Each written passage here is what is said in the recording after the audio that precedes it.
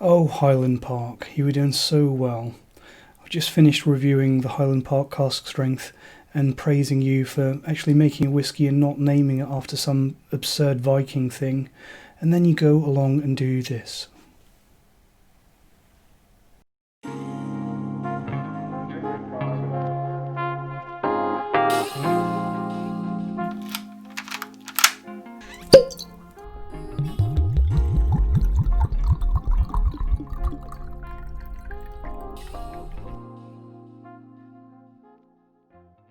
So we thought that Highland Park had finally come to their senses and changed their ways, but it turns out that the Highland Park cask strength might have been a momentary lapse. Looking at this one, Highland Park Valfather, I'm going to give this the same test that I applied to the Highland Park cask strength that did so well. So, chill filtered, absolutely no idea. I don't think they mention anything about that anywhere. Natural colour, it gives vague allusions to the fact that it might be, but again, doesn't say. Disappointed. Silly name. Low ABV. Actually no, 47% ABV. It's pretty nice. All that aside is, I have to admit, a fairly nice box, apart from the fact that it's got an 8-legged horse on the box. It is pretty nice design. As for the bottle, can't actually remember. Do I like the bottle? Let's have a look. Yeah, it's quite nice.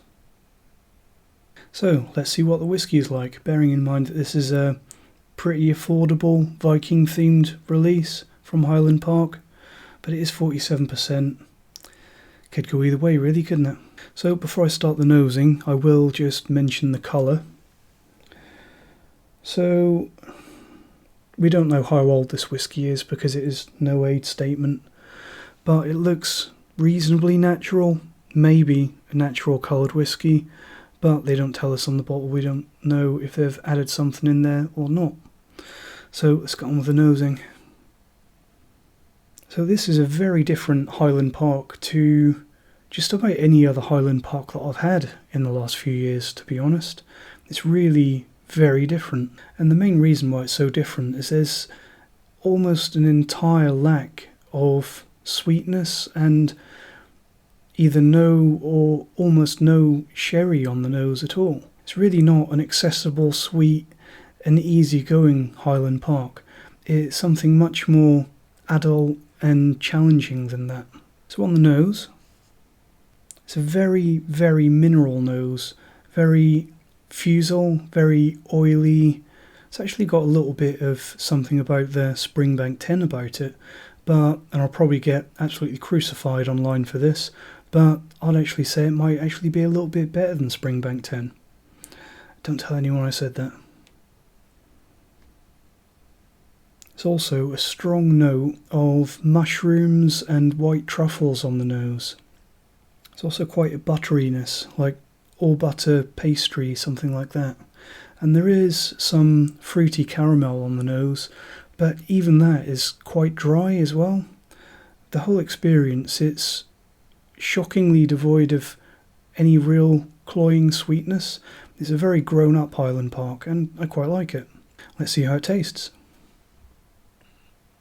So on the palate, there is an explosion of fruitiness, but most of that fruitiness is a medium dry apple note, almost cider apples, and quite a bit of damp oakiness as well.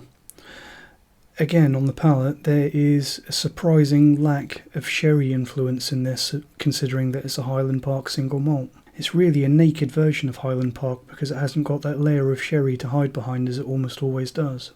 And I don't know if they've increased the ppm of the peat in the malted barley on this one, or if it's just because it hasn't got that layer of sherry, but there's a lot more peat than you normally get in most Highland Parks in this as well. It's a dry, burnt peat with a hint of spicy smoke to it. As for the finish, I'm going to say it's medium long, and that burnt, spicy peat really carries on throughout the entire finish. As for a grade, I have to be very careful here because I gave the Highland Park cask strength batch 1 a B, and I gave the disclaimer that it was a high B, not a B plus, but high B. For Highland Park Valfather, I'm going to go a B plus, but I'm going to say it's a very low B plus. It's so close, it's difficult to call the difference between the Highland Park cask strength that's just been released and this fairly new Highland Park Valfather. They're very different versions of Highland Park. Both of them are surprisingly lightly sherried, less sherry in the Valfather than the cask strength, and I would say more peat and more aged malt in the Valfather as well. One of the very few things that we do know about this Highland Park Valfather is that it's matured 100% in refill casks. Now, I don't think they say what sort of casks those refill casks are, but I would probably bet that they're probably refill bourbon casks, maybe second or maybe even some third fill bourbon. And I think the reason that they've done this is to highlight this different side of Highland Park. They've done it to highlight the distillate, the spirit of Highland Park and the peat of Highland Park as well, which is it's always fairly restrained, and it normally takes a little bit of a back seat because you've got so many other things going on in Highland Park whisky. But in this case, it is really allowed to stand on its own, and it really shines. Something else that's a little bit of a surprise to me, because thinking about a Highland Park without the sherry, you'd think you would want to accentuate the spirit, but this actually tastes quite old as well. I don't think that it's all old. I think it's a multi-vintage vatting. I don't think it's all old. I think there's some young whisky in this, but also probably quite a bit of fairly well-matured whisky, and that seems a little bit counterintuitive, because I would think that you would want to highlight the youthful spirit, but what they've actually done is highlight the peat and the well-aged side of Highland Park. And that isn't something that I would have thought of doing, but it really works. It's really nice. So Highland Park Valfather is sadly a little bit of a step backwards in terms of the branding and transparency on the label and the bottle, but it is quite a remarkable whisky at a very affordable price point, and I highly recommend it. I really enjoy this one. Cheers.